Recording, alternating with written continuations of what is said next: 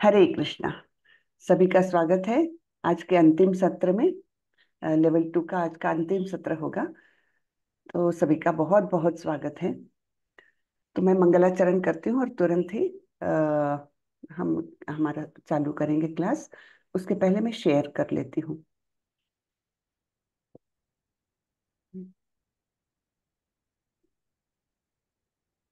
एक मिनट, मैंने ओपन ही नहीं किया है अभी तक।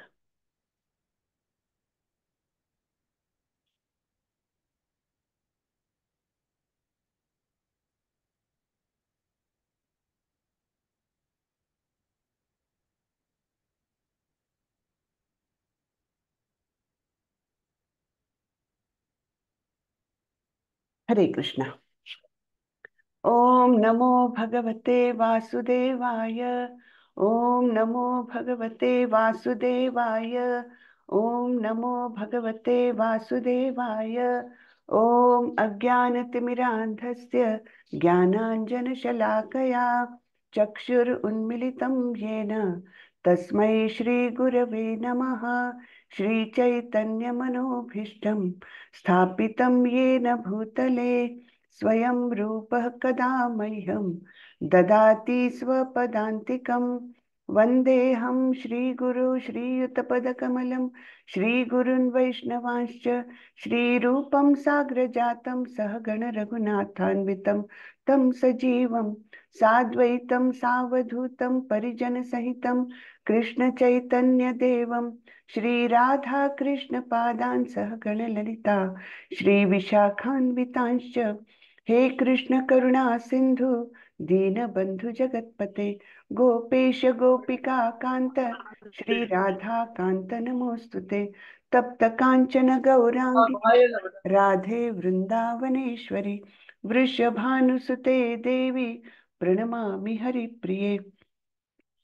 नमो विष्णुपदाय कृष्णपृष्ठाय भूतले श्रीमते भक्ति वेदांत स्वामी इति नामिने। नमस्ते सरस्वती देवी गौरवाणी प्रचारिणे निर्विशेषा शून्यवादी पाश्चात्य देशतारिणी। जय श्री कृष्ण चैतन्य प्रभो नित्यानंदा श्री अद्वैत गदाधर श्रीवासादि गौरभक्त वृंदा। हरे कृष्णा कृष्णा कृष्णा हरे हरे, हरे रामा राम रामा हरे हरे, हरे कृष्णा कृष्णा कृष्णा हरे हरे, हरे रामा राम रामा हरे हरे। हरे कृष्णा सभी को। हरे कृष्ण माता जी। हरे कृष्णा। हरे कृष्ण माता जी, हरे दंडवत कृष्णा। प्रणाम माता। दंडवत प्रणाम। हरे कृष्ण माता जी। हरे कृष्णा। तो चलिए हम आगे का आज पाठ करेंगे। हमने कल तक देखा था धृति, एंड में देखा धृति यानी निश्चय, किस प्रकार का निश्चय होता है। तो उसके 3 प्रकार देखे थे हमने, सात्विक, राजसी और तामसी, है ना। तो यहाँ पर हम एक बार रिपीट कर लेते हैं। तो भगवान बताते हैं कि जिस धृति से मनुष्य धर्म, अर्थ तथा काम के फलों में लिप्त बना रहता है वह राजसी है।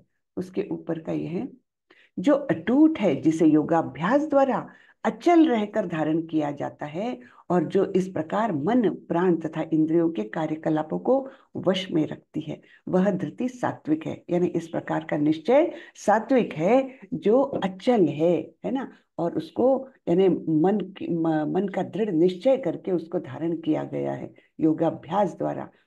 और इस प्रकार मन, प्राण तथा इंद्रियों को के कार्यकलापों को वश में रखती है।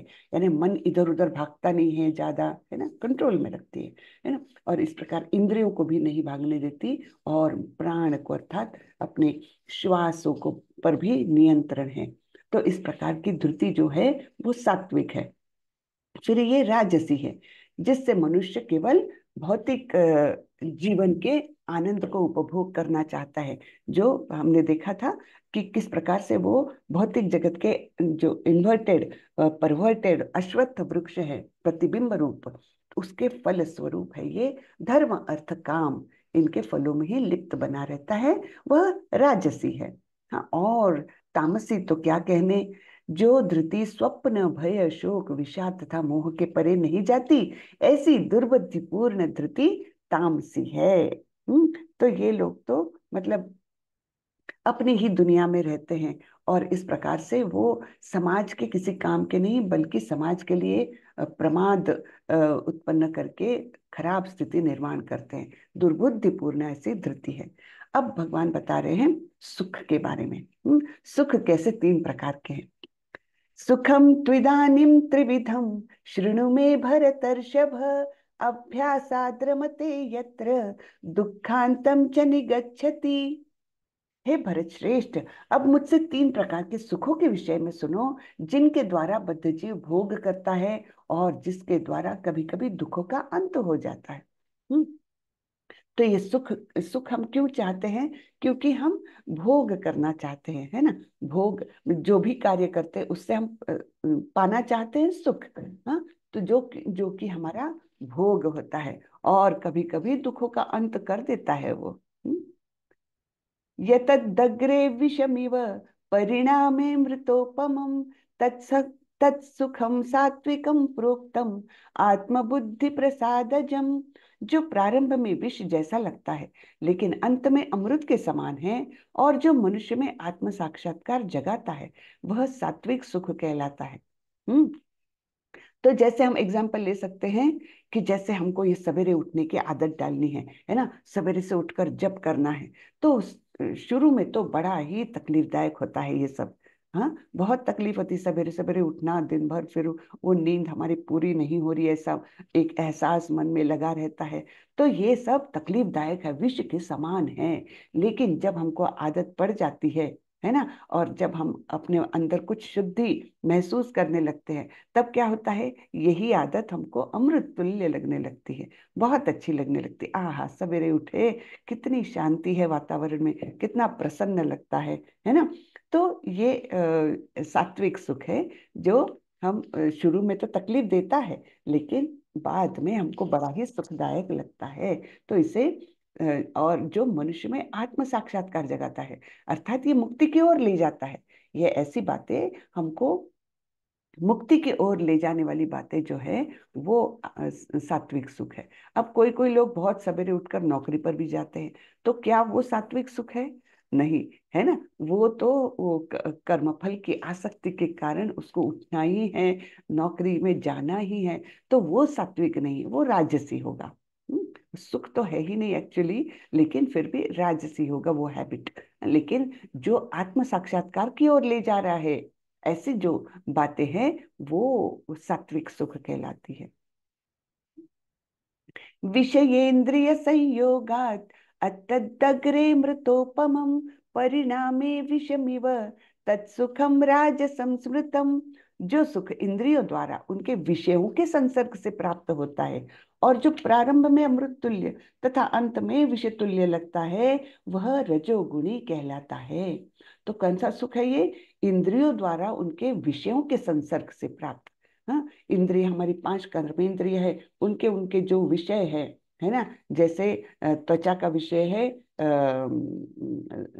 स्पर्श, और जिह्वा का विषय है स्वाद, नेत्रों का विषय है रूप, है ना। इस प्रकार से जो पांच इंद्रिय विषय है, उनके संसर्ग में जब इंद्रियां आती है, तो उससे जो प्राप्त होने वाला सुख है, वो शुरू में बड़ा अच्छा लगता है लेकिन अंत में वो खराब हो जाता है, उससे दुख ही मिलता है। जैसे हम इसमें देख सकते हैं, जो रजोगुणी लोगों का प्रिय खाना होता है, वो कैसा होता है? चटपटा, अत्यंत तीखा, अत्यंत खट्टा, है ना, चटपटा, बहुत गरम। तो वो उस समय जिह्वा को तो बड़ा उनको सुखदायक लगता है, लेकिन अंत में उनको क्या देता है? बीमारियां देता है ना। तो इस प्रकार से वो सुख जो है वो रजोगुणी कहलाता है। यदग्रे चानुबंधे च सुखम मोहनमात्मनः निद्रालस्य प्रमादोत्थम तत्तामसमुदाहृतम। तथा जो सुख आत्म साक्षात्कार के प्रति अंधा है, जो प्रारंभ से लेकर अंत तक मोह कारक है, और जो निद्रा, आलस तथा मोह से उत्पन्न होता है, वह तामसी कहलाता है। ठीक है। आत्म साक्षात्कार के प्रति अंधा यानी क्या? कि जीवन के अंत में जीवन को कैसे पार करना है, और अंतिम क्षणों तक हमने कैसे हमारे कर्तव्य निभाने हैं, इस प्रकार का जो आत्म साक्षात्कार है, उसके प्रति ये सुख अंधा है। और आरंभ से लेकर अंत तक वो हमको मोह कारक है ना, बुद्धि भ्रमित रहती है हमारी। और फिर उससे कहाँ से उत्पन्न होता है? निद्रा, आलस और मोह, है ना। तो इससे ये भ्रमित बुद्धि से ये उत्पन्न होता है। ऐसा सुख तामसी कहलाता है। जैसे ड्रग्स वालों का हम देख सकते हैं, है ना। तो वो उनका अंत क्या है उनको कुछ भी नहीं पता, जानकर भी अनजान बने रहते हैं, है ना। तो ये प्रारंभ से लेकर अंत तक वो मोहकारक है। ड्रग्स लेना, उसका जो सो कॉल्ड सुख है वो करना, अंत तक ये मोहकारक ही है। और ये उत्पन्न क्यों होता है? निद्रा, आलस और मोह के कारण बुद्धि भ्रमित हो जाती है, और ऐसे सुख को तामसी कहा जाता है। हम यहाँ पर तात्पर्य पढ़ते हैं श्रीला प्रभुपाद का। श्रीला प्रभुपाद की जय। जो व्यक्ति आलस्य तथा निद्रा में ही सुखी रहता है, वह निश्चय ही तमोगुणी है। जिस व्यक्ति को इसका कोई अनुमान नहीं है कि किस प्रकार कर्म किया जाए और किस प्रकार नहीं, वह भी तमोगुणी है। तमोगुणी व्यक्ति के लिए सारी वस्तुएं भ्रम है। उसे न तो प्रारंभ में सुख मिलता है, न अंत में। रजोगुणी व्यक्ति के लिए प्रारंभ में कुछ क्षणिक सुख और अंत में दुख हो सकता है, लेकिन जो तमोगुणी है उसे प्रारंभ में तथा अंत में दुख ही दुख मिलता है। तो कितनी खराब अवस्था होती है तमोगुणी लोगों की, है ना। न तदस्ति पृथिव्यां वा दिवि देवेषु वा पुनः सत्वं प्रकृतिर्जैर्मुक्तं यदेभिस्त्यास्त्रिभिर्गुणैः। इस लोक में, स्वर्ग लोकों में या देवताओं के मध्य में कोई भी ऐसा व्यक्ति विद्यमान नहीं है जो प्रकृति के 3 गुणों से मुक्त हो। ठीक है। तो सारा हमारा जो ब्रह्मांड है उसके अंदर जो कुछ भी है वो सभी तमोगुण से बाधित है। जो भी जीव है वो सभी वो सभी तीनों गुणों से बाधित है। कोई भी गुणातीत नहीं है। गुणातीत हो जाएंगे तो फिर तो इस बंधनों से मुक्त हो जाएंगे। तो भगवान इस श्लोक में समग्र ब्रह्मांड में प्रकृति के 3 गुणों के प्रभाव का संक्षिप्त विवरण दे रहे हैं।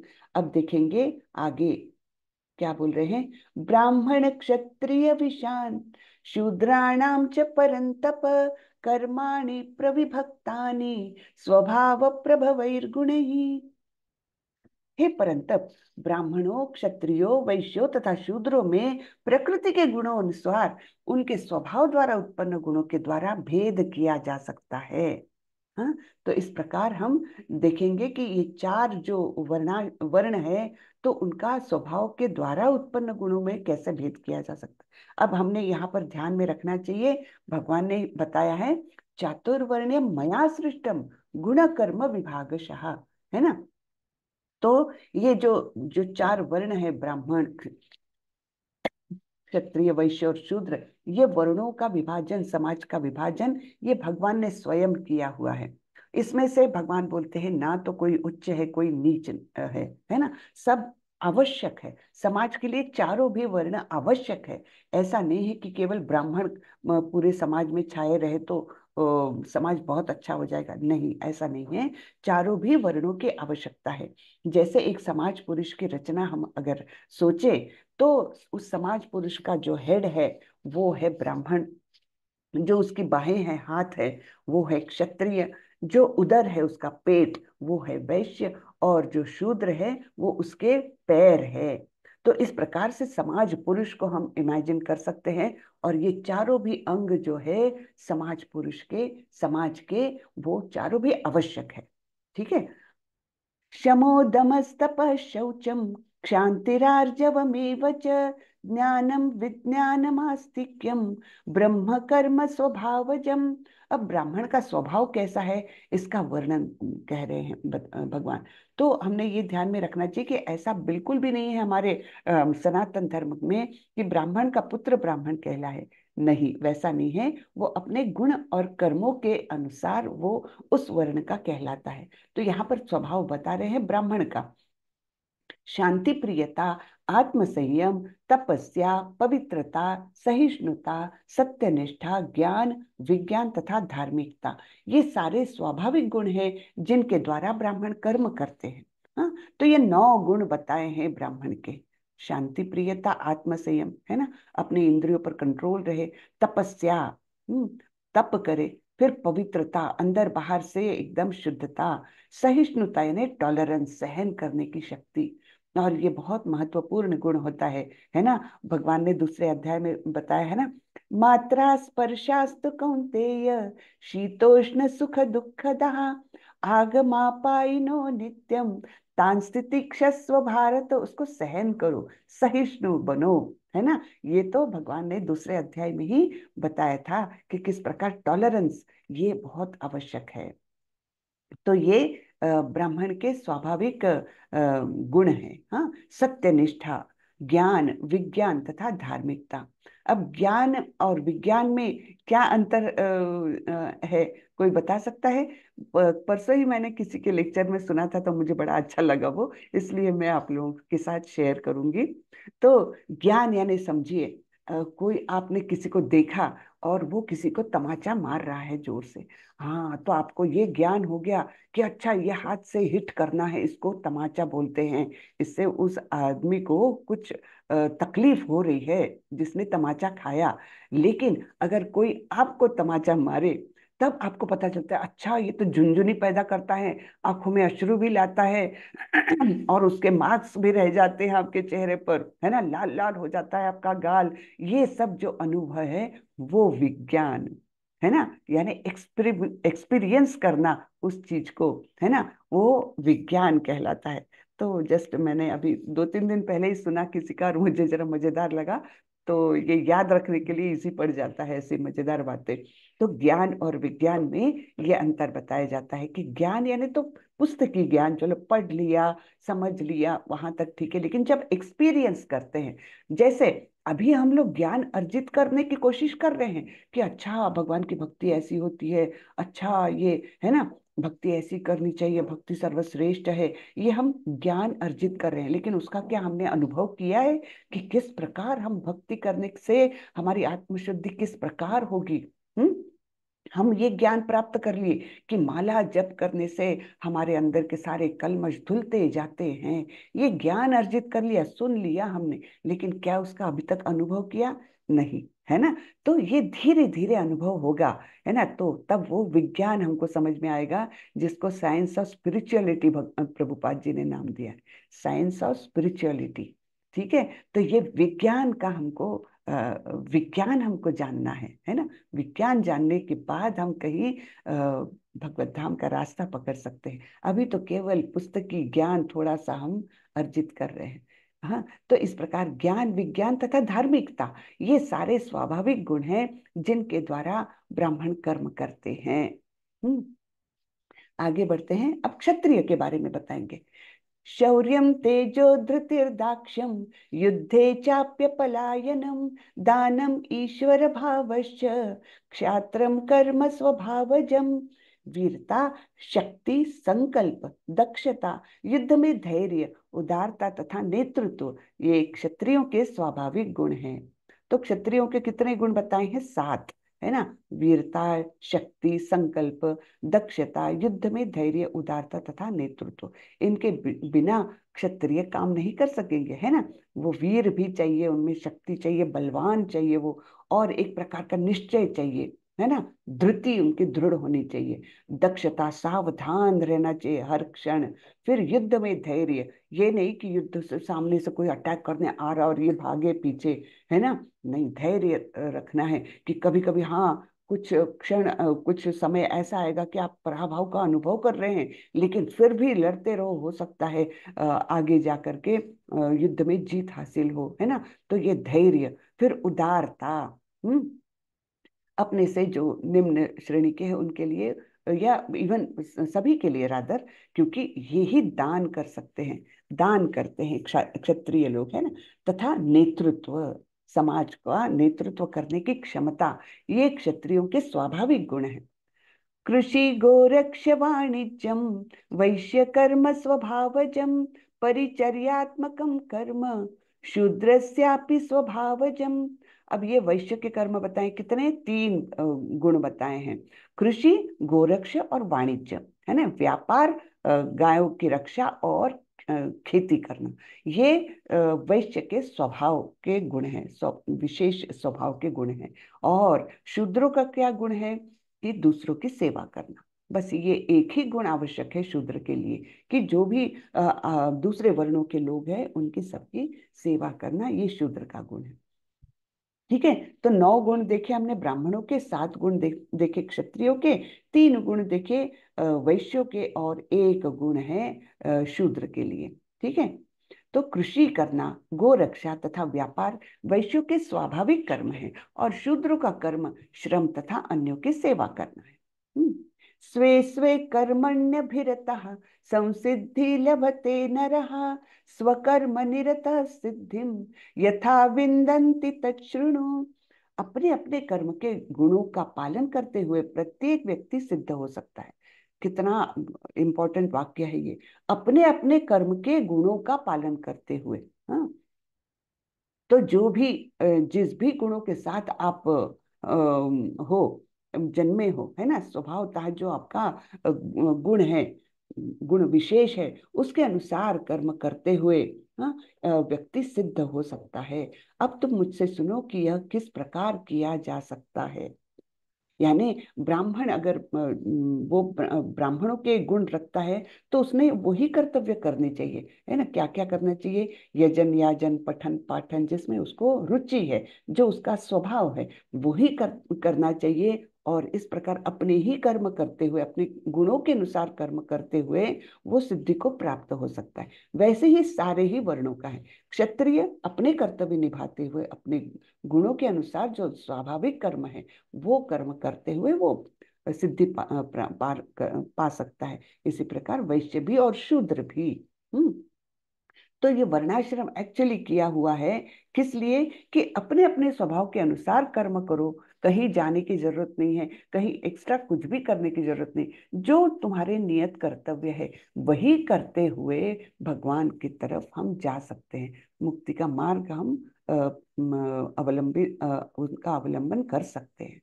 ठीक है, यतः प्रवृत्तिर्भूतानां येन सर्वमिदं ततं स्वकर्मणा तमभ्यर्च्य सिद्धिं विन्दन्ति मानवः। जो सभी प्राणियों का उद्गम है और सर्वव्यापी है, उस भगवान की उपासना करके मनुष्य अपना कर्म करते करते हुए पूर्णता प्राप्त कर सकता है।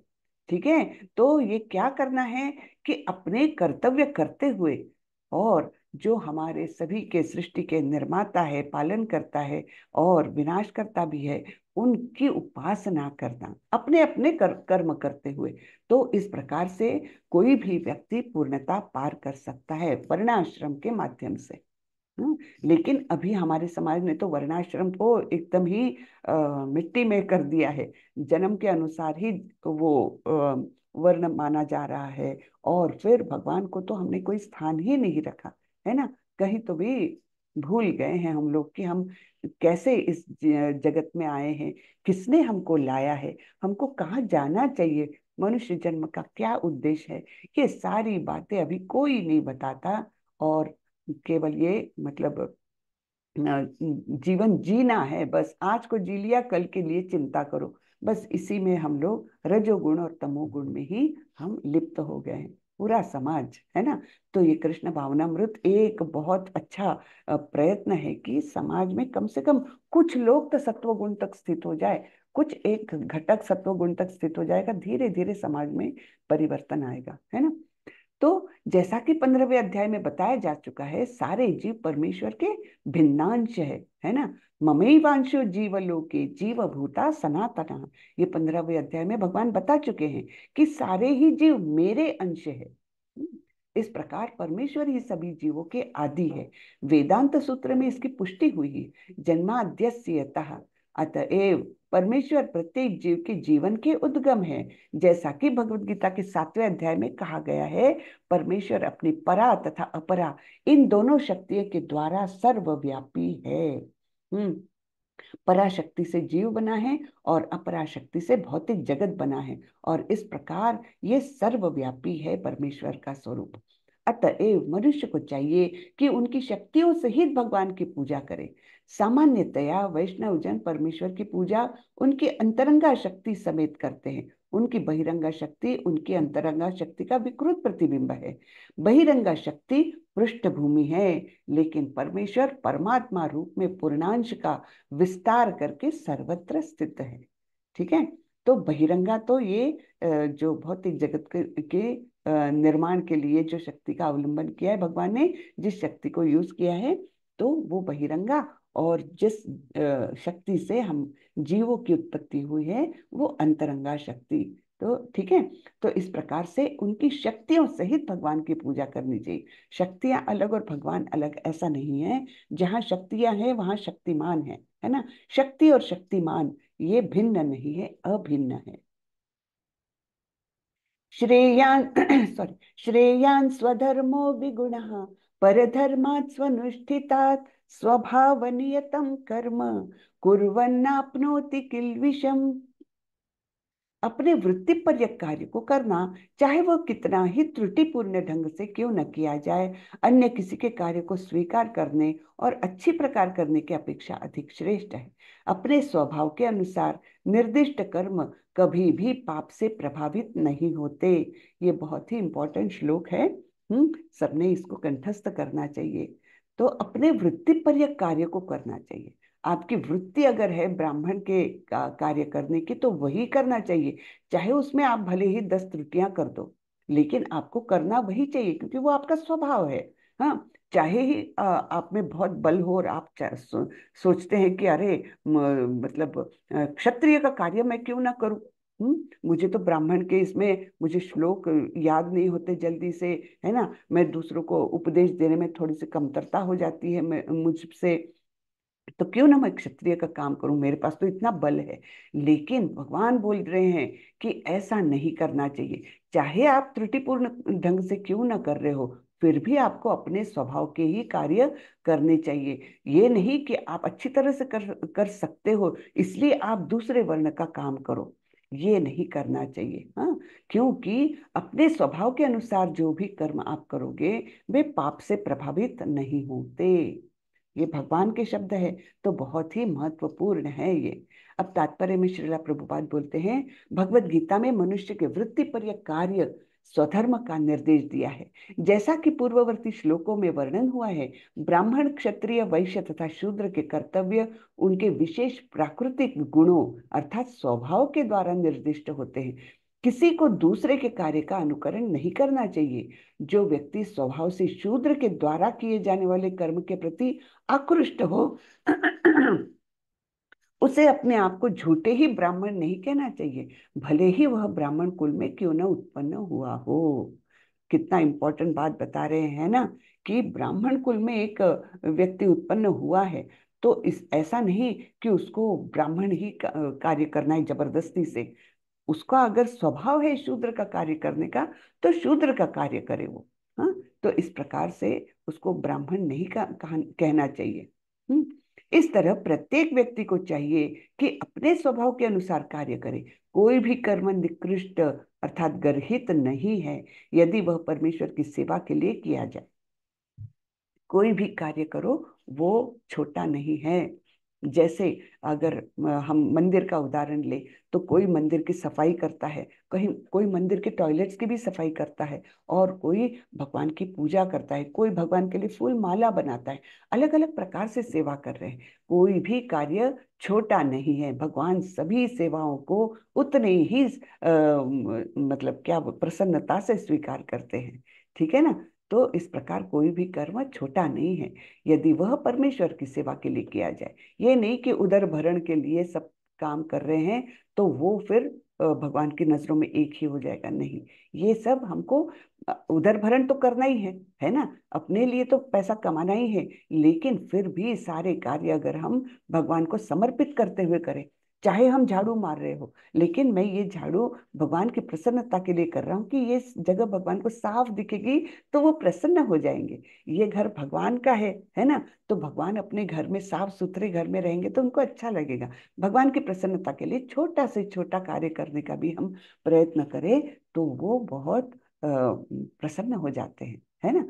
ब्राह्मण का वृत्तिपर्य कार्य निश्चित रूप से सात्विक है, लेकिन यदि कोई मनुष्य स्वभाव से सात्विक नहीं है तो उसे ब्राह्मण के वृत्तिपर्य कार्य का अनुकरण नहीं करना चाहिए।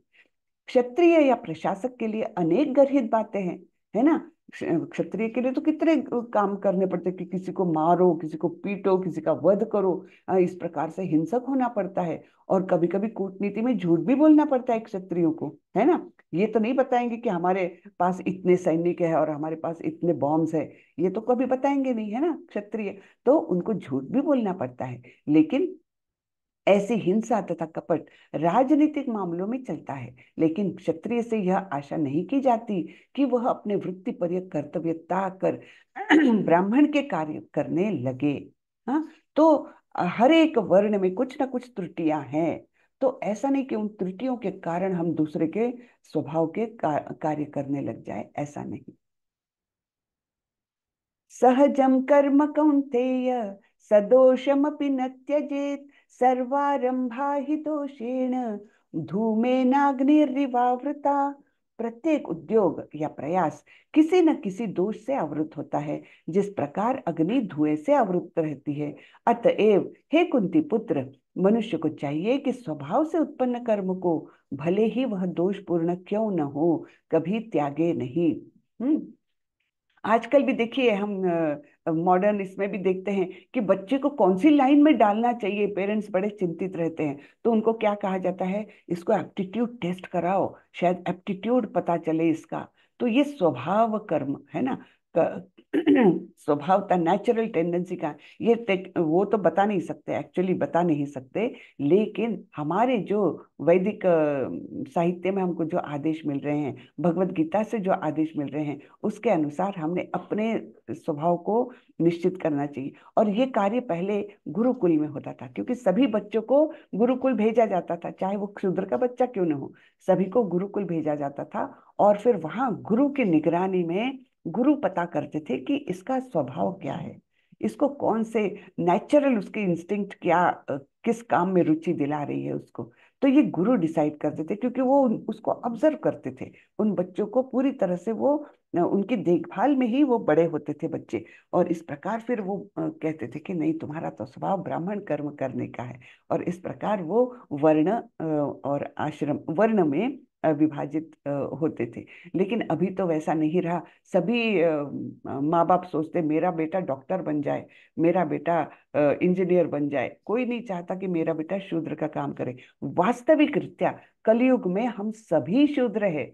हाँ। कलौ शूद्र संभवा, यानी हम सभी लोग जो है शूद्र है, क्योंकि हम सभी किसी ना किसी की नौकरी करके पैसा कमा रहे हैं, है ना। बहुत कम लोग हैं जो वैश्य है अभी भी, और क्षत्रिय भी बहुत कम लोग हैं, ब्राह्मण तो बहुत ही कम है। क्योंकि ब्राह्मण कहने को तो ब्राह्मण है, धोती कुर्ता वो पहन करके मंत्रोच्चार करेंगे, लेकिन फिर भी मतलब उनकी जो प्रवृत्ति रहती है वो कैसी धन कमाने की हो गई है। तो वो वैसे पूर्ण रूप से ब्राह्मण कोई बचे ही नहीं। क्षत्रिय कुछ है बहुत कम, और वैश्य है ज्यादा, लेकिन बाकी सभी शूद्र है, क्योंकि हम तो चाहते ही है, पढ़ाई इसलिए करते कि नौकरी करें, और नौकरी करने वाला शूद्र होता है। ये हमारा वैदिक ज्ञान हमको बताता है। जो किसी की नौकरी करे, चाकरी करे, वो तो शूद्र ही है। तो हम सभी कौन है? हम सभी शूद्र है एक्चुअली स्पीकिंग, वर्णाश्रम के अनुसार। ठीक है, आगे बढ़ते हैं। असक्त बुद्धि सर्वत्र, जितात्मा विगत स्पृहः, नैष्कर्म्य सिद्धिम परमाम संन्यासेनाधिगच्छति। जो आत्म संयमी तथा अनासक्त है एवं जो समस्त भौतिक भोगों की परवाह नहीं करता, वह संन्यास के अभ्यास द्वारा कर्म फल से मुक्ति के सर्वोच्च सिद्ध अवस्था प्राप्त कर सकता है। हम्म तो इस प्रकार से कौन ये प्राप्त कर सकता है? जो आत्म संयमी है, अनासक्त है और भौतिक भोगों की परवाह नहीं करता। ठीक है, तो इस प्रकार वो सिद्धि अवस्था प्राप्त कर सकता है, अगर कर्म फल से मुक्ति कर ले तो। हाँ, ठीक है। तो इस प्रकार से ये मुक्ति की अवस्था, सिद्धि अवस्था कौन प्राप्त कर सकता है, उसके गुण बताएं। सिद्धिं प्राप्तो यथा ब्रह्म तथाप्नोति निबोध मे, समासेनैव कौन्तेय निष्ठा ज्ञानस्य या परा। हे कुंती पुत्र, जिस तरह इस सिद्धि को प्राप्त हुआ व्यक्ति परम सिद्धावस्था अर्थात ब्रह्म को, जो सर्वोच्च ज्ञान की अवस्था है, प्राप्त करता है, उसका मैं संक्षेप में तुमसे वर्णन करूंगा, उसे तुम जानो। तो जो इस तरह सिद्धि से प्राप्त हुआ है, यानी क्या? आत्म संयमी है ना, ये जो ऊपर बताए हुए गुण। हाँ, आत्म संयमी और अनासक्त, फिर भोगों की परवाह नहीं करता, और इस प्रकार संन्यास के अभ्यास द्वारा कर्मफल से मुक्ति, तो वो सिद्धि प्राप्त करता है। और इस प्रकार सिद्धि को प्राप्त हुआ व्यक्ति परम सिद्धावस्था अर्थात ब्रह्म को, जो सर्वोच्च ज्ञान की अवस्था है, उसको प्राप्त करता है। बुद्ध्या विशुद्धया युक्तो धृत्यात्मानं नियम्य च, शब्दादिविषयान् त्यक्त्वा रागद्वेषौ व्युदस्य च, विविक्तसेवी लघ्वाशी यत वा कायमानसः, ज्ञानयोगपरो नित्यं वैराग्यं समुपाश्रितः, अहंकारं बलं दर्पं कामं क्रोधं परिग्रहं विमुच्य निर्ममः शांतो ब्रह्म भूयाय कल्पते।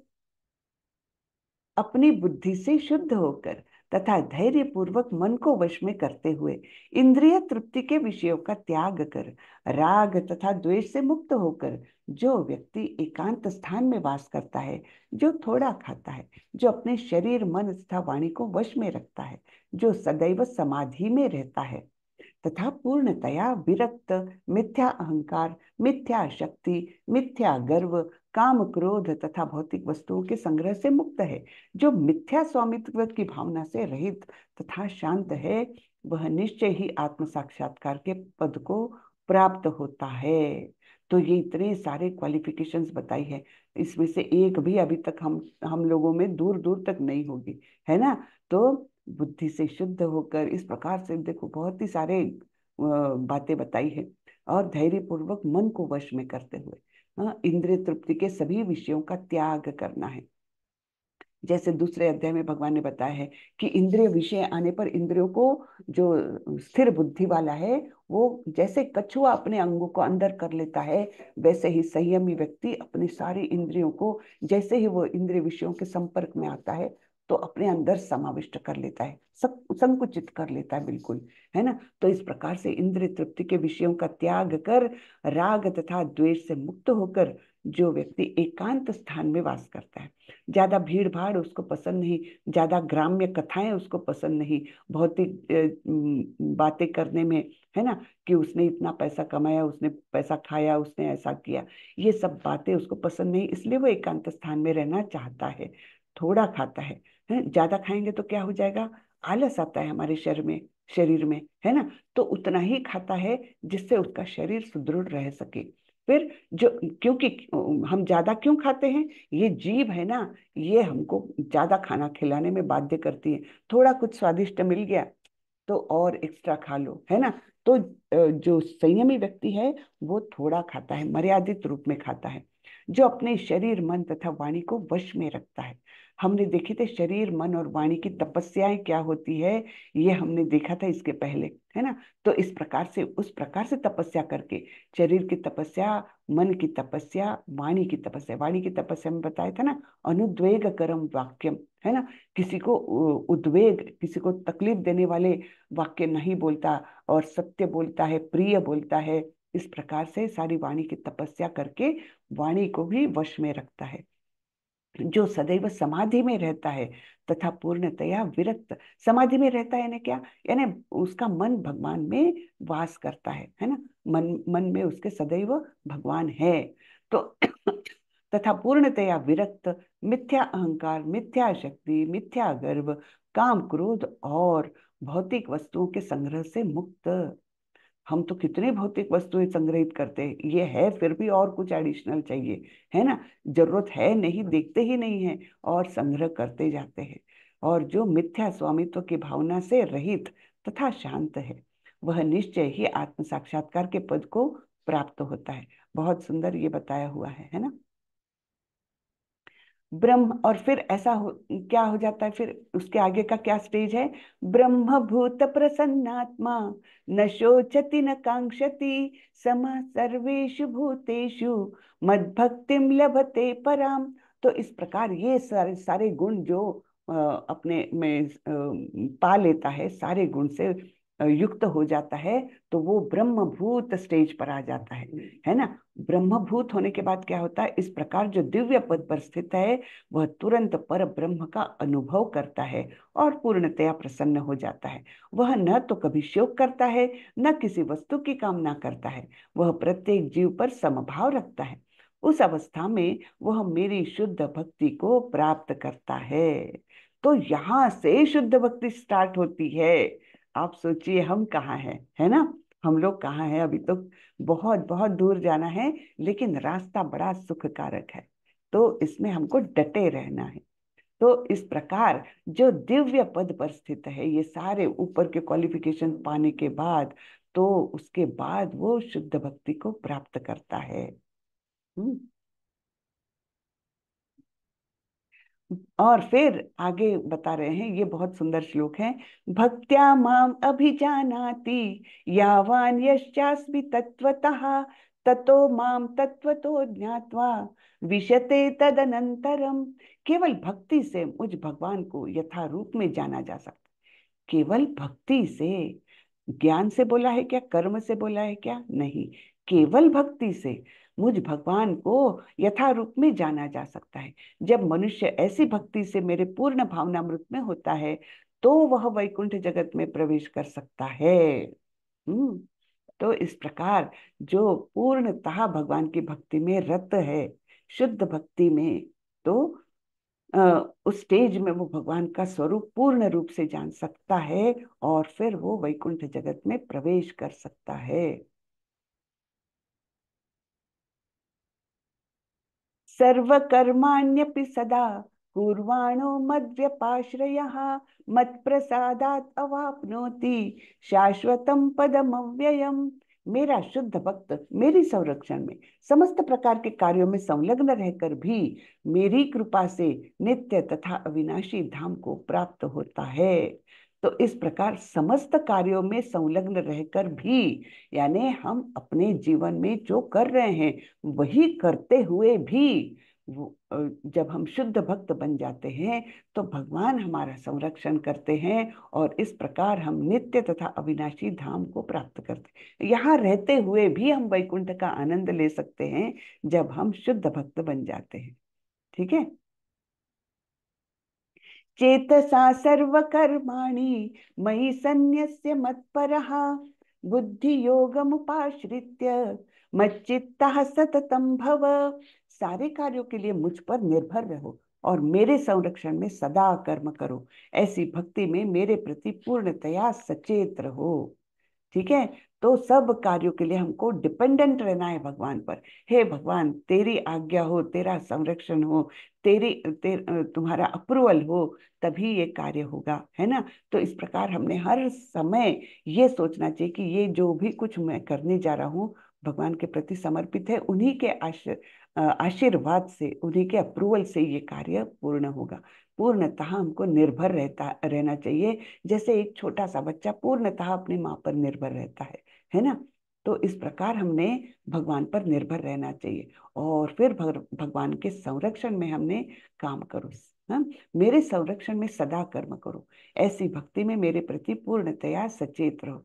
तो देखिए, हम प्रभुपाद जी का उदाहरण देख सकते हैं। पूर्णतः निर्भर थे वो प्रभुपाद जी भगवान पर।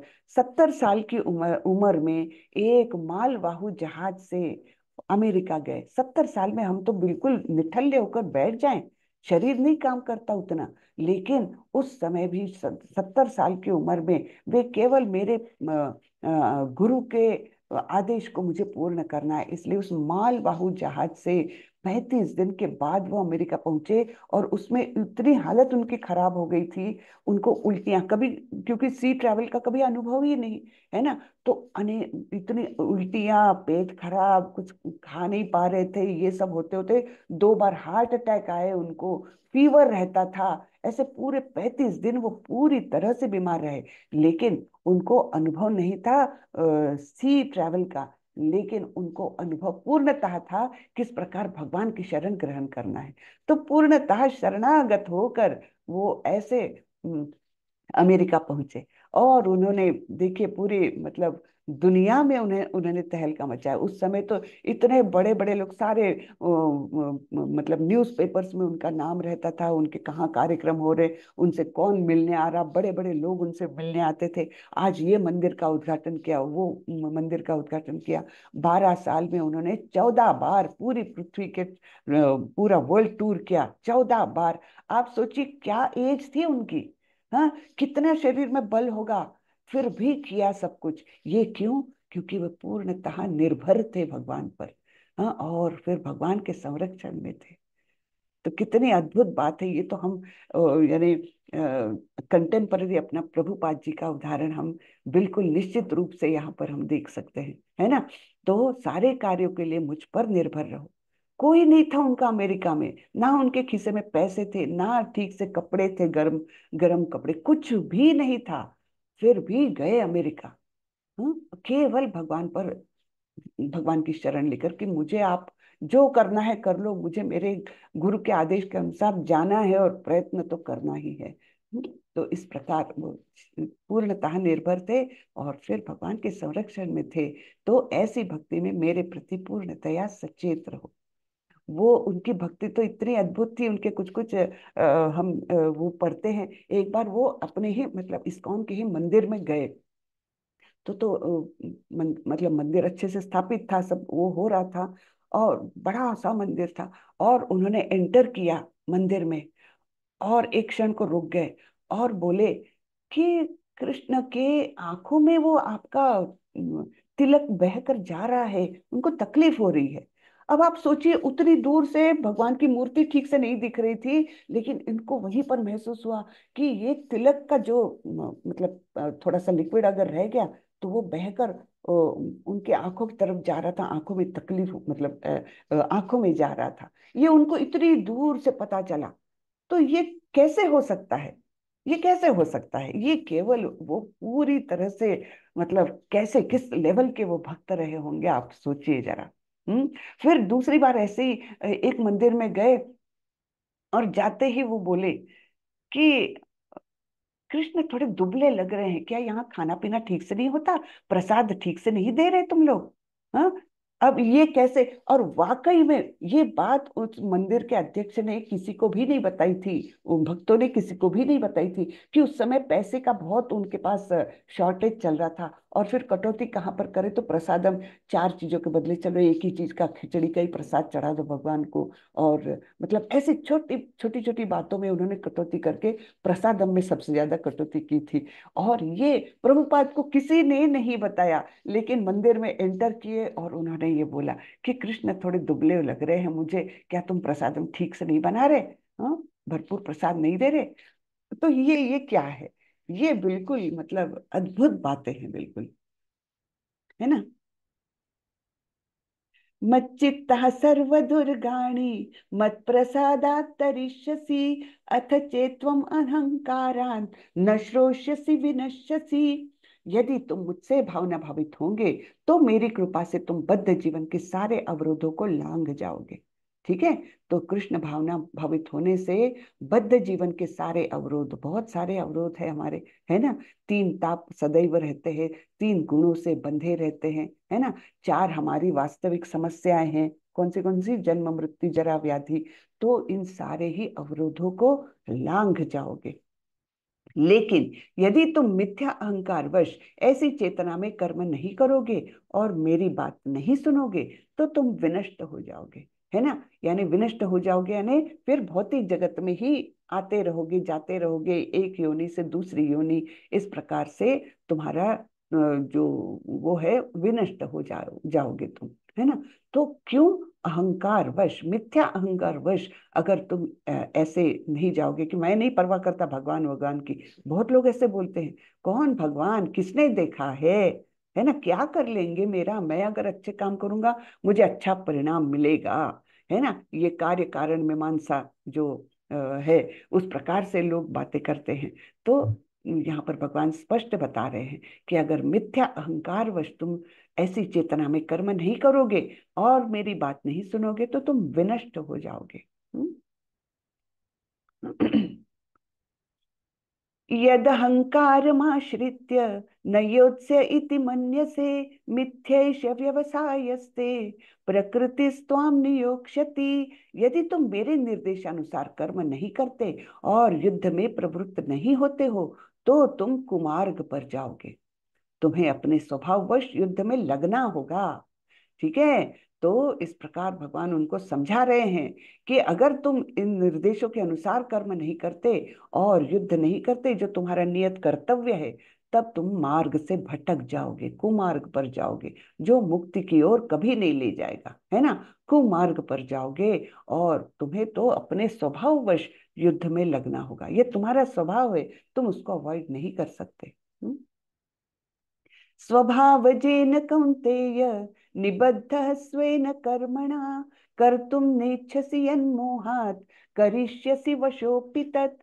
इस समय तुम मोहवश मेरे निर्देश अनुसार कर्म करने से मना कर रहे हो, लेकिन हे कुंती पुत्र, तुम अपने ही स्वभाव से उत्पन्न कर्म द्वारा बाध्य होकर वही सब करोगे।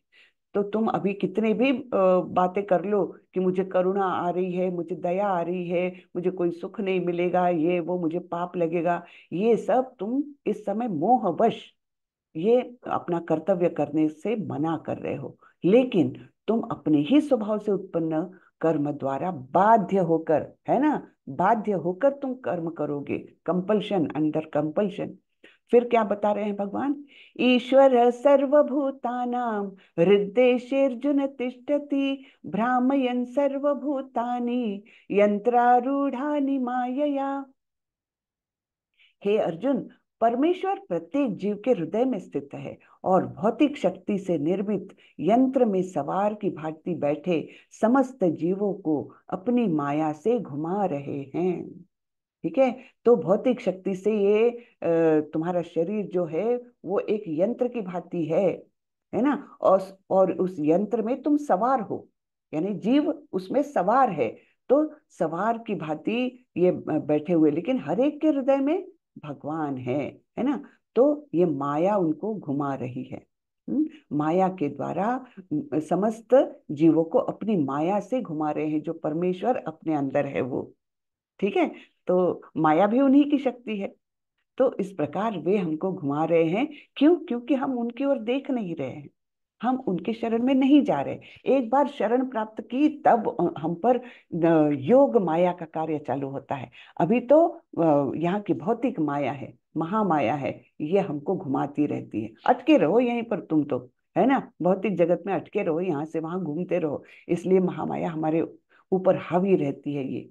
लेकिन जब हम भगवान की शरण लेते हैं, उनके संरक्षण में जाते हैं, तब योग माया हम पर प्रभाव करती है और हमको योग्य डायरेक्शन दिखाती रहती है। तो इस प्रकार भगवान हमारे हृदय में सवार स्थायी स्थायी रूप से है ना। फिर भगवान बता रहे हैं, तमेव शरणं गच्छ सर्वभावेन भारत, तत्प्रसादात् परां शांतिं स्थानं प्राप्स्यसि शाश्वतम्। हे भारत, सब प्रकार से उसी की शरण में जाओ, उसकी कृपा से तुम परम शांति को तथा परम नित्य धाम को प्राप्त करोगे। हाँ, तो प्रभुपाद जी बताते हैं, अतएव जीव को चाहिए कि प्रत्येक हृदय में स्थित भगवान की शरण ले। इससे इस संसार के समस्त प्रकार के दुखों से छुटकारा मिल जाएगा। ऐसी शरण पाने से मनुष्य न केवल इस जीवन के सारे कष्टों से छुटकारा पा सकेगा, अपितु अंत में वह परमेश्वर के पास पहुंच जाएगा। ठीक है, तो इस प्रकार से यहाँ पर बताया गया है।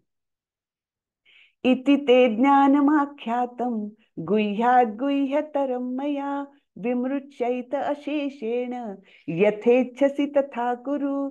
ये बहुत ही सुंदर पाठ है भगवत गीता का, है ना। बहुत ही सुंदर है कि भगवान ने इतना सारा उपदेश दिया अर्जुन को, और सब बताया कि तुम अगर मेरे निर्देशानुसार काम नहीं करोगे तो विनष्ट हो जाओगे, ये सब बताया। लेकिन अंत में क्या बोल रहे हैं, यथेच्छसि तथा कुरु, जैसी तुम्हारी इच्छा हो वैसे तुम करो। यानी ये फ्रीडम हमको हमेशा देते हैं भगवान। जो हम एक्शन कर रहे हैं उसकी फ्रीडम हमको दी हुई है भगवान ने। तो हम अगर योग्य मार्ग पर है, हम अगर अयोग्य मार्ग पर है, तो ये फ्रीडम हमने अपनी फ्रीडम इस्तेमाल करके हमने अपना मार्ग चुना है। ये हमने ध्यान में रखना चाहिए, है ना। नहीं तो हम क्या करते हैं, जब हमारा नुकसान होता है तो हम भगवान को ब्लेम करते हैं, ये क्या भगवान तुमने मेरे को बताना नहीं चाहिए था, ये कंपनी में इन्वेस्ट मत करो करके। हाँ है ना, मेरा तो सारा पैसा डूब गया। तो भगवान नहीं करते ये सब, ये तुम अपना ही निर्णय लेते हो, है ना। अब भगवान ने मुझे मार्गदर्शन क्यों नहीं किया कि मैंने अच्छा भक्ति का मार्ग लेना था। भगवान करते हैं, लेकिन हम उसके बाद अपनी इच्छा के अनुसार उससे मुंह मोड़ लेते हैं।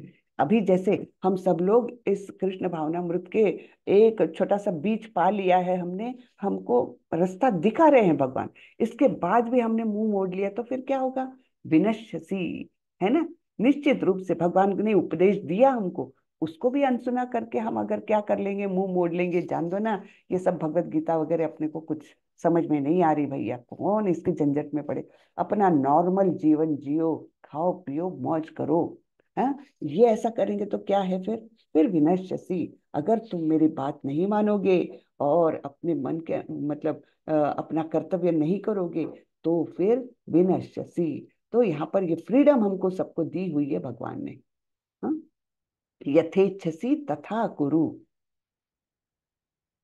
इस प्रकार मैंने तुम्हें गुह्यतर ज्ञान बतला दिया, इस पर पूरी तरह से मनन करो और तब जो चाहो सो करो। ये मुझे बहुत ही अच्छा लगता है पाठ, कि भगवान हमेशा हमको ये फ्रीडम देते हैं, यथेच्छसि तथा कुरु, और हम अपनी फ्रीडम का गलत इस्तेमाल करते हैं और फिर दुख पाते हैं, बहुत ज्यादा दुख पाते हैं। तो हम तात्पर्य पढ़ते हैं थोड़ा सा। भगवान ने पहले ही अर्जुन को ब्रह्मभूत ज्ञान बतला दिया है। जो इस ब्रह्मभूत अवस्था में होता है वह प्रसन्न रहता है, और न तो वह शोक करता है, न किसी वस्तु की कामना करता है ना। ब्रह्मभूत प्रसन्नात्मा न शोचति न कांक्षति, है ना। ऐसा गुह्य ज्ञान के कारण होता है। कृष्ण परमात्मा का ज्ञान भी प्रकट करते हैं, वह ब्रह्म ज्ञान भी है, लेकिन यह उससे श्रेष्ठ है। यहाँ पर यथेच्छसि तथा कुरु, जैसी इच्छा हो वैसा करो, यह सूचित करता है कि ईश्वर जीव की यत्किंचित स्वतंत्रता में हस्तक्षेप नहीं करते।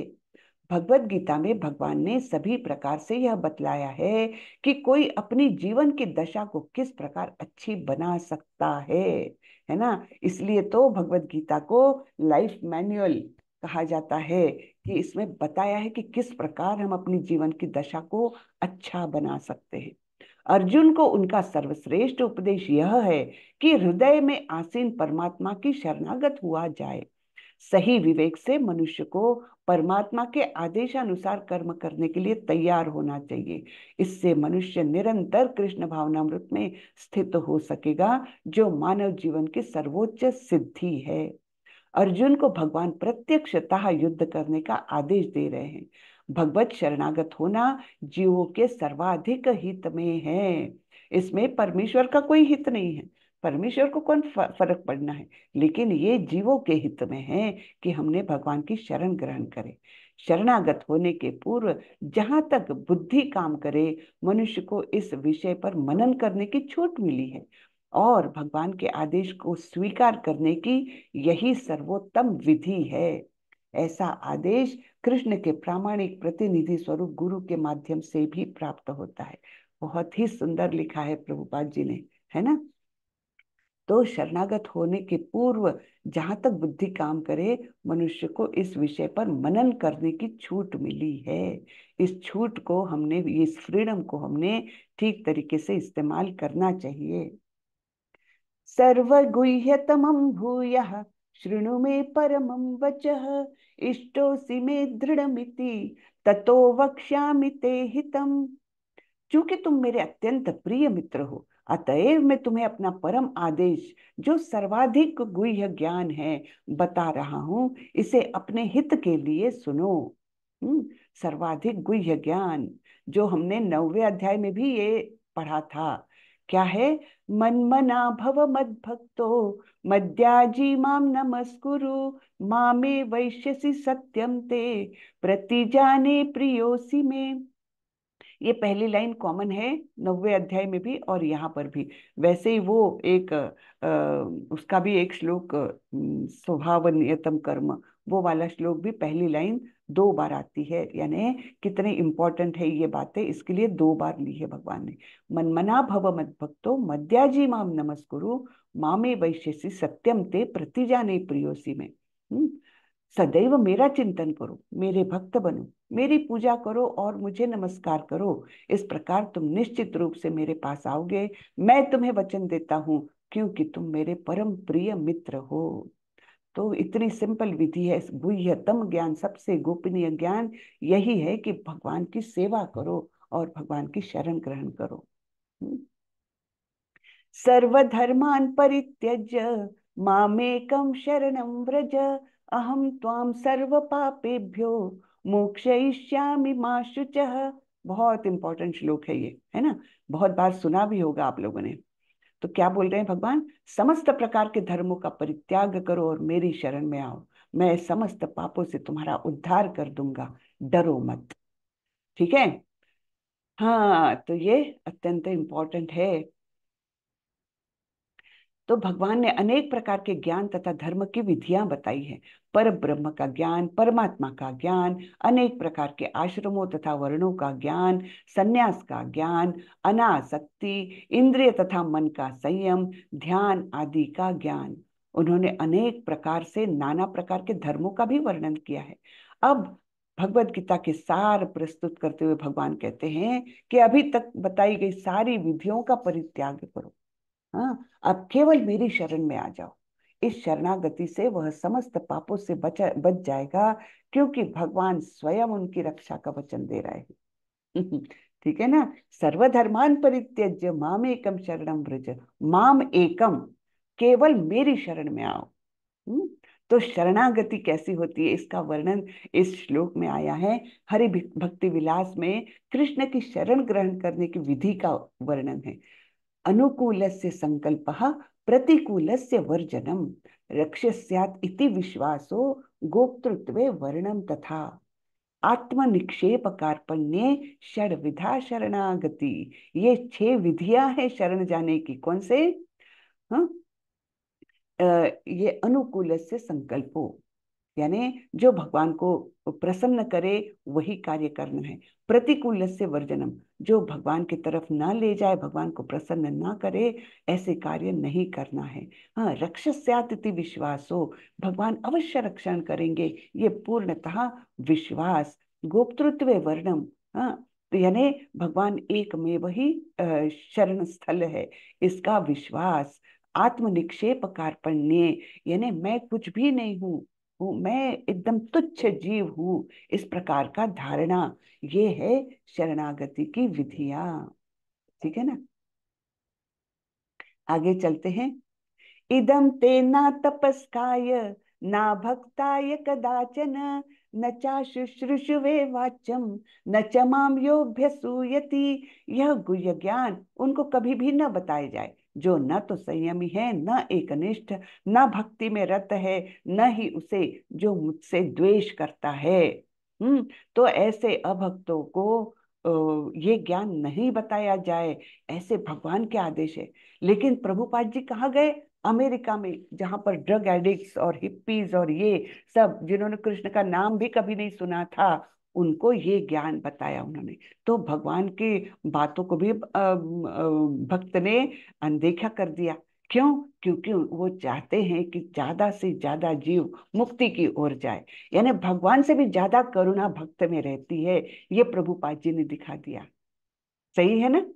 कि भगवान तो बोल रहे हैं कि उसको ना बताया जाए ये ज्ञान, जो संयमी नहीं है, एकनिष्ठ नहीं है, भक्ति में रत नहीं है और मुझसे द्वेष करता है, ऐसे को ज्ञान मत बताओ। यानी ये मुक्ति की विधियां पता ही नहीं होगी उनको। लेकिन भक्त तो उनसे भी ज्यादा करुणामय है। वो बोले अरे अभी नीचे गिरा हुआ है तो क्या हुआ, विधियां तो बताओ, इसको भी, उसका भी उत्थान करो। तो इसलिए प्रभुपाद जी ने देखिए ड्रग एडिक्ट्स को, हिप्पीज को भी टॉप मोस्ट भक्त बना के दिखाया। य इदं परमं गुह्यं मद्भक्तेष्वभिधास्यति भक्तिं मयि परां कृत्वा मामे वैश्यत्य संशयः। जो व्यक्ति भक्तों को यह परम रस रहस्य बताता है, वह शुद्ध भक्ति को प्राप्त करेगा और अंत में वह मेरे पास वापस आएगा। तो जो जो व्यक्ति भक्तों को यह परम रहस्य बताता है, जिनके मन में भक्ति है, श्रद्धा है भगवान के प्रति, उनको जब ये ज्ञान कोई देता है तो वह शुद्ध भक्ति प्राप्त करेगा और भगवत धाम जाएगा। तो हमारे नाम निष्ठादास प्रभु जी ने तो यही कार्य किया है।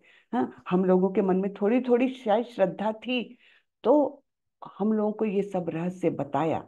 नाम निष्ठादास प्रभु ने इतने कष्ट लेकर हम लोगों को ये सब ज्ञान बताया, बार बार बताया, और फिर वो तो शुद्ध भक्त हो ही गए, है ना? वो तो शुद्ध भक्ति को प्राप्त करेगा।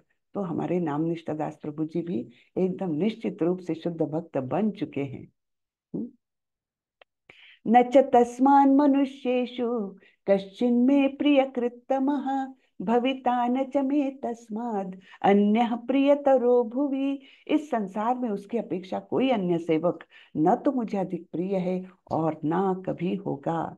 यानी कौन सा सेवक? जो दूसरे भक्तों को ये रहस्य बताता है, भगवत गीता का रहस्य बताता है, उससे अधिक कोई भी प्रिय नहीं होगा। अध्येष्यते च य इमं धर्मं संवादमावयोः ज्ञानयज्ञेन तेनाहम् इष्टस्यामिति मे मतिः। और मैं घोषित करता हूँ कि जो हमारे इस पवित्र संवाद का अध्ययन करता है, वह अपनी बुद्धि से मेरी पूजा करता है। तो चलिए अभी हम लोग क्या कर रहे हैं? पूजा कर रहे हैं, है ना? अध्ययन कर रहे हैं ना इस पवित्र संवाद का। तो हम भी अपनी बुद्धि से भगवान की पूजा कर रहे हैं। श्रद्धावान अनसूयश्च शृणुयादपि यो नरः सोपि मुक्तः शुभालोकान् प्राप्नुयात् पुण्य कर्मणाम। और जो श्रद्धा समेत तथा द्वेष रहित होकर इसे सुनता है, वह सारे पापों से मुक्त हो जाता है और उन शुभ लोकों को प्राप्त होता है जहाँ पुण्यात्माएं निवास करती है। तो इसको केवल सुनना भी, भगवत गीता को केवल सुनना भी हमको पापों से मुक्ति दिलाता है। कच्चिदेतच्युतं पार्थ त्वयैकाग्रेण चेतसा कच्चित् अज्ञान सम्मोह प्रण प्रणष्टस्ते धनंजय। तो ये पहली बार प्रश्न पूछ रहे हैं कृष्ण अर्जुन से। अभी तक तो अर्जुन कृष्ण से प्रश्न पूछ रहे हैं, यहाँ पर कृष्ण अर्जुन से प्रश्न पूछ रहे हैं। क्या बोल रहे हैं? हे प्रथापुत्र, हे धनंजय, क्या तुमने इसे एकाग्र चित्त होकर सुना? और क्या अब तुम्हारा अज्ञान तथा मोह दूर हो गया है ना? तो पहली बार भगवान अर्जुन को पूछ रहे, हो गया क्या ज्ञान? तुम्हारा मोह दूर हुआ? हाँ, क्या तुमने इसको सुना ध्यान से कि ऐसे ही उड़ रहे थे? है ना? तो इस प्रकार से ये अर्जुन को प्रश्न पूछते हैं और अर्जुन उत्तर दे रहे हैं। अर्जुन उवाच नष्टो मोह स्मृतिर्लब्ध्वा त्वत्प्रसादान्मयाच्युत स्थितोऽस्मि गतसन्देहः करिष्ये वचनं तव अर्जुन ने कहा, हे कृष्ण, हे अच्युत, अब मेरा मोह दूर हो गया। आपके अनुग्रह से मुझे मेरी स्मरण शक्ति वापस मिल गई। अब मैं संशय रहित तथा दृढ़ हूँ और आपके निर्द आदेशानुसार कर्म करने के लिए उद्यत हूँ। तो यहाँ पर अर्जुन का भ्रम सारा दूर हो गया है। जो पहले अध्याय में वे बिल्कुल डिप्रेस्ड और वो थे, निर्णय नहीं ले पा रहे थे, मैं कुछ नहीं करूंगा चाहे मुझे यहाँ आकर मार दे कोई, इस प्रकार से बिल्कुल निगेटिविटी में गए हुए थे। अभी 18वें अध्याय में क्या बोल रहे हैं, अब मैं संशय रहित तथा दृढ़ हूँ और आपके आदेशानुसार कर्म करने के लिए उद्यत हूँ। पूरा ट्रांसफॉर्मेशन, है ना। ऐसा ही ट्रांसफॉर्मेशन हम लोगों का भी होता है अगर भगवत गीता का योग्य तरीके से हम अध्ययन करेंगे तो, है ना। बिल्कुल, ये अर्जुन यानी कौन है, हम ही लोगों को रिप्रेजेंट कर रहे हैं अर्जुन। तो हमारी भी स्थिति ऐसी हो सकती है, हम भी भ्रम रहित मोह रहित हो सकते हैं और दृढ़ता पूर्वक भगवान के आदेशों का पालन कर सकते हैं अगर हम इस भगवत गीता का योग्य तरीके से अध्ययन करें तो, है ना। बहुत सुंदर है ये। अब ये सब हो गया, अर्जुन और कृष्ण के संवाद अब खत्म हो गए। अब संजय नैरेट कर रहे हैं, जैसे शुरुआत में हमने देखा था संजय धृतराष्ट्र को बता रहे हैं सब कुछ, वैसे ही अभी संजय अंत में भी बोल रहे हैं। संजय उवाच, इत्यहं वासुदेवस्य पार्थस्य च महात्मनः संवादम इमं अश्रौष्यम अद्भुतम रोमहर्षणम। संजय ने कहा, इस प्रकार मैंने कृष्ण तथा अर्जुन इन दोनों महापुरुषों की वार्ता सुनी और यह संदेश इतना अद्भुत है कि मेरे शरीर में रोमांच हो रहा है ना। तो हम लोगों के भी शरीर में हो तो रहा है रोमांच की, इतना अद्भुत ये संवाद है कि भगवान ने इतना सुंदर ज्ञान दिया, फिर अर्जुन को फ्रीडम दी कि यथेच्छसी तथा कुरु, और अर्जुन बोल रहे हैं कि मैं आपके आदेशानुसार ही कर्म करने के लिए उद्यत हूँ, है ना। तो इस प्रकार से ये सारा संवाद हमने भी सुना और ये इतना अद्भुत है संदेश कि हमारे भी शरीर पर रोमांच हो रहे, जैसे संजय बता रहे हैं। व्यास प्रसादात् श्रुतवान् एतद्गुह्यमहं परं योगं योगेश्वरात् कृष्णात् साक्षात् कथयत् स्वयं। व्यास की कृपा से मैंने ये परम गुह्य बातें साक्षात योगेश्वर कृष्ण के मुख से अर्जुन के प्रति कही जाती हुई सुनी।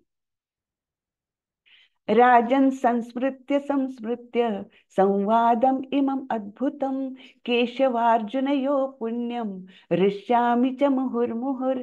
हे राजन, जब मैं कृष्ण तथा अर्जुन के मध्य हुई इस आश्चर्यजनक तथा पवित्र वार्ता का वारंवार स्मरण करता हूँ तो प्रति क्षण आह्लाद से गदगद हो उठता हूँ। तो जितनी बार मैं स्मरण कर रहा हूँ उतनी बार मैं गदगद हो रहा हूँ, ऐसे भगवान को बोल रहे हैं, ऐसे संजय बता रहे हैं धृतराष्ट्र को। तच्च संस्मृत्य संस्मृत्य रूपमत्युध रूपमत्यद्भुतं हरे विस्मयो मे महान राजन ऋष्यामि च पुनः पुनः। हे राजन, भगवान कृष्ण के अद्भुत रूप का स्मरण करते ही मैं अधिकाधिक आश्चर्यचकित होता हूँ और पुनः पुनः हर्षित होता हूँ। तो ये उनके भाव निकल रहे हैं संजय के, इतना अद्भुत सब कुछ उन्होंने देखा सुना समझा, तो वो इतने गदगद हो रहे हैं। और फिर अंतिम श्लोक आता है ये भगवत गीता का, क्या बोल रहे हैं संजय, यत्र योगेश्वर कृष्णो यत्र पार्थो धनुर्धरः तत्र श्रीर्विजयो भूतिर् ध्रुवा नीतिर्मतिर्मम। जहाँ योगेश्वर कृष्ण है और जहाँ परम धनुर्धर अर्जुन है, वही ऐश्वर्य, विजय, अलौकिक शक्ति तथा नीति भी निश्चित रूप से रहती है, ऐसा मेरा मत है।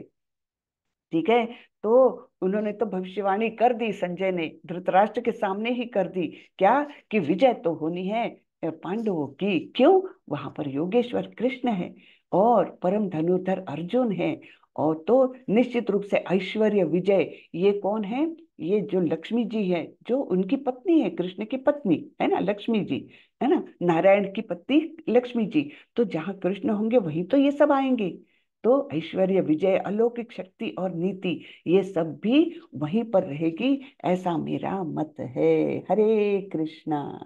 तो यहाँ पर हमारी भगवत गीता खत्म हो जाती है। हरे हरे कृष्णा। कृष्ण माता जी। हरे हरे कृष्णा। हरे कृष्ण माता जी। हरे हरे कृष्ण। हरे कृष्णा। किसी को कुछ पूछना है तो पूछ सकते हैं। हरे कृष्ण माता जी। हरे कृष्णा। ले हरे कृष्ण माता जी। जी। लेवल 3 में भगवत गीता ही कंटिन्यू रहेगी क्या? नहीं, लेवल 3 में उपदेशामृत है, और भक्ति रसामृत सिंधु है, और ईशोपनिषद है। ये तीन किताबें पढ़ाई जाएगी लेवल 3 में। हाँ। और फिर जब लेवल 5 में पूरा फिर से पूरा भगवत गीता बहुत डिटेल में, और ये तीनों भी किताबें भी बहुत डिटेल में, ऐसी भक्ति शास्त्री में लेवल 5 में होगा। जी। हरे कृष्णा माता जी। हरे माता कृष्ण। जी मैं लेवल 3 के लिए थोड़ा सा अनाउंसमेंट कर देती हूँ। जी जिससे कि करिए। सभी हमारे जितने भी भक्तगण हैं जो लेवल 2 जिन्होंने आज कंप्लीट कर लिया है, अनफॉर्चुनेटली किसी का भी सर्टिफिकेट जनरेट नहीं हुआ है, तो वो बाद में प्रोसेस हो जाएगा। मेरी मंदिर में बात हो गई थी इसके लिए, क्योंकि अभी साइट हाइक हो गई है, तो फिर इस वजह से थोड़ा सा प्रॉब्लम हो रही है उसमें। लेकिन आप सभी लोग लेवल 3 में जाएंगे, और लेवल 3 के लिए हमारे पास 2 बैचेज हैं जो पूरे साल चलते हैं। तो उसमें ये 3 बुक्स पढ़ाई जाती हैं। शाम का बैच रात को 8 बजे से होता है। एक दिन में एक ही दिन होता है, थर्सडे वाले दिन होता है केवल। और मॉर्निंग में सुबह 6 बजे से एक बैच है जिसमें 2 दिन क्लासेस होती हैं, वेनसडे थर्सडे। तो आप सब लोग जो भी जिस बैच में जाना चाहते हैं, वो मुझे या अजय प्रभु जी, हम दोनों में से किसी को भी मैसेज कर दीजिएगा, अपना नाम, मोबाइल नंबर, ईमेल आईडी और अपना बेस्ट टाइम, जिससे कि हम आपको लेवल 3 में ऐड कर दें। अगर किसी का कोई डाउट है तो प्लीज पूछ सकता है। हरे कृष्ण। ये नाम, मोबाइल नंबर और email address please email ma'am ID आपको। और समय, कि किस समय आप बैच लेना चाहते हैं, सुबह 6 बजे वाला या रात को 8 बजे वाला। जी। जी मैम। हरे कृष्ण। हरे कृष्ण। बोल रहे क्या है, इससे जो किताबें पढ़ाई, जो किताबें भी अपने पास होना चाहिए या फिर? प्रभु, किताबें तो होनी चाहिए।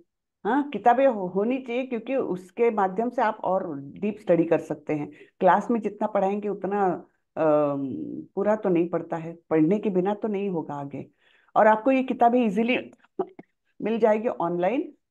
हमारे मैंगलोर टेम्पल से ही आप बुलवा सकते हैं, घर में आ जाएगी आपके। हाँ। आप ऑर्डर दे देते हो तो वो लिंक भी माता जी देती रहती है बीच बीच में, वहां से आप बुक्स पूरी खरीद सकते हैं। बुक्स तो अपने पास होनी चाहिए, उसके बिना कैसे पढ़ाई करेंगे। तो हाँ, इसमें क्या, हाँ इसमें सारा किताब मिल जाता है, जैसे एकार्थ भगवत और ये जो 3 किताबें बोले वो तो हाँ। मिल जाएगी। क्षमा माता जी, क्या पैकेज है उसका, वो आप अगर जानते हो तो बता दीजिए। मुझे लगता है पूरा एक साथ पूरा सेट मिल जाता है ना। हरे कृष्णा। शायद माता जी 1200 रुपए का है, मे बी शायद मैं लिंक डाल देती हूँ हाँ, दो हमको बुक्स का। पता नहीं अभी कॉस्ट वस्ट क्या है, पता नहीं है किसी को भी। मुझे लगता है 600 रुपये का है माता जी। 600 रुपये में पूरा सेट आ जाता है। नहीं, वो लेवल 3 का 600 में नहीं आता, लेवल 2 का आ जाता है माता जी। लेवल 3 का आई थिंक 1200 है। अच्छा, पता नहीं। 1200 रुपया, उसमें एक्चुअली चारों किताबें आती हैं। अच्छा। और प्रभुपाद जी की छोटी वाली जो बुक्स हैं, जो स्टोरी बुक्स, वो भी आती है उसमें। अच्छा अच्छा। तो मैं लिंक डाल दूंगी बुक परचेज का ग्रुप में। हम्म। जी। मोहन प्रभु, आपकी आवाज नहीं आ रही, आप कुछ हिंदी में बोलना चाह रहे उपलब्ध हैं? है, हाँ। क्या बोले, आप समझा नहीं। बुक्स हिंदी में उपलब्ध रहेगी कि हाँ इंग्लिश हाँ में? हाँ हाँ, हिंदी में इंग्लिश है में ना। क्या? हिंदी में है। जो हि- हिंदी में है, जो लैंग्वेज चाहो वो है। बिल्कुल, हिंदी में भी है। हरे कृष्ण माता जी। हरे माता जी, कृष्ण। मेरा प्रश्न ये है कि जैसे कि जो देवता लोग होते हैं जो बलि क्यों मांगते हैं, मुझे ये डाउट था कि जो बलि प्रथा है जो नहीं चली आ रही, कि बलि उन्होंने, हमारी काली माता ने एक बलि ली हो, तो ये क्यों होता है मैम बलि? ये थोड़ा थोड़ा हम समझा दीजिए माता जी। वो इसलिए तो क्यों होता है वो तो नहीं मालूम, लेकिन मतलब वेदों में कर्म कांड में क्या हुआ था एक्चुअली, सब कुछ आदेश होते हैं ना वो समाज को अच्छे राह पर ले जाने के लिए होते हैं। तो अब समाज में तो तामसी लोग भी है जिनको चाहिए मांसाहार करना है।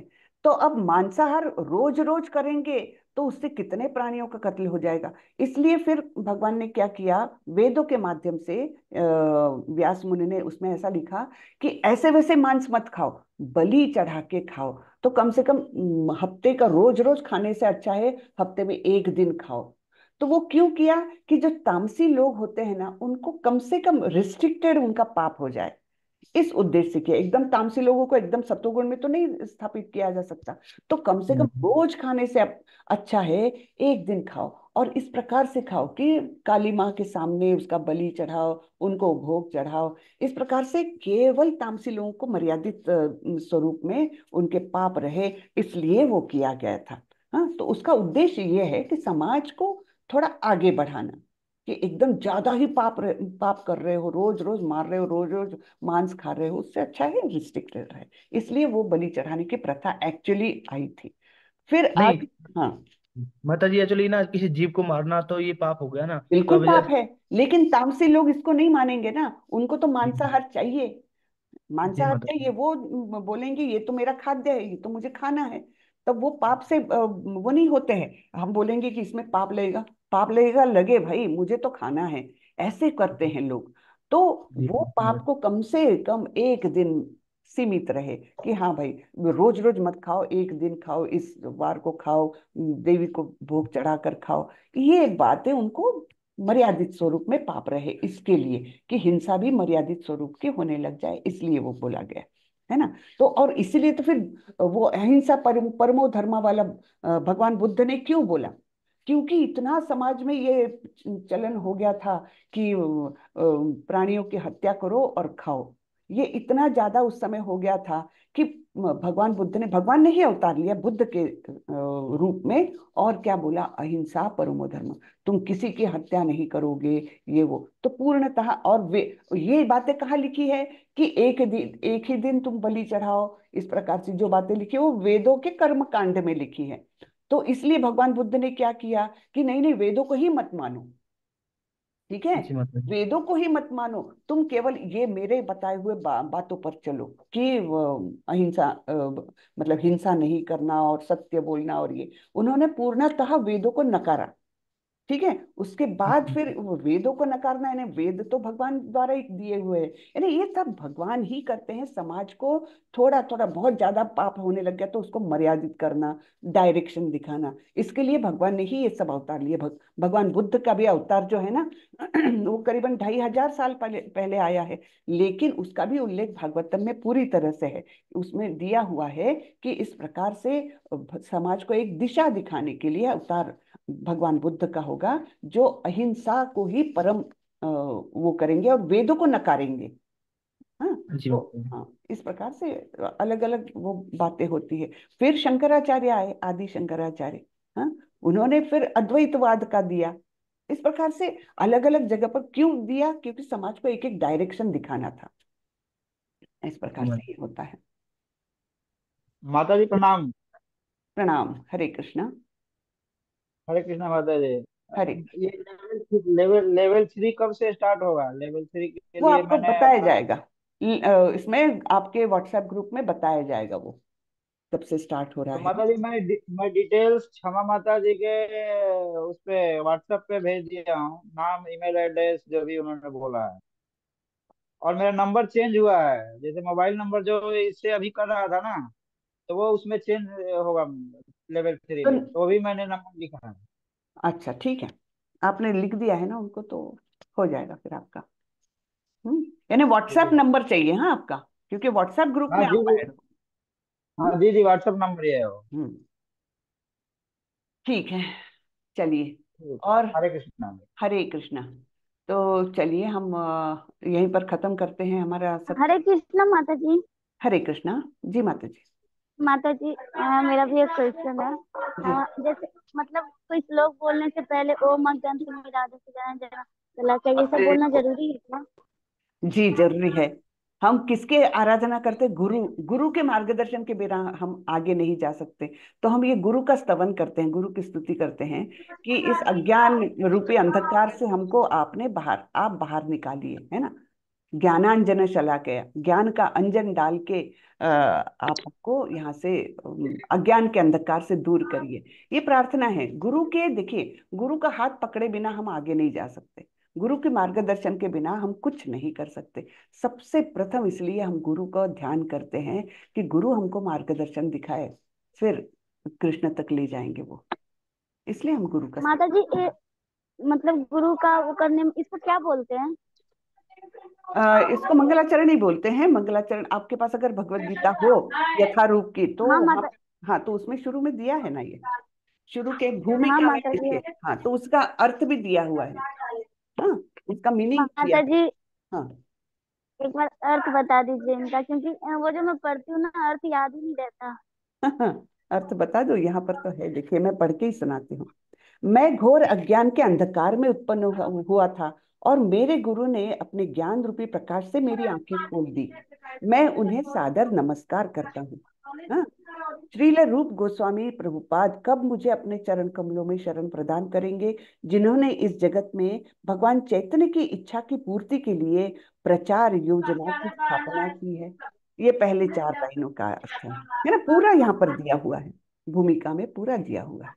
तो ये बेसिकली हम अपने गुरुओं का, आचार्यों का वो करते हैं, याद करते हैं, उनका स्मरण करते हैं, उनसे आशीर्वाद लेते हैं और तब आगे बढ़ते हैं। उसके बिना हम कभी भी क्लास चालू नहीं करते।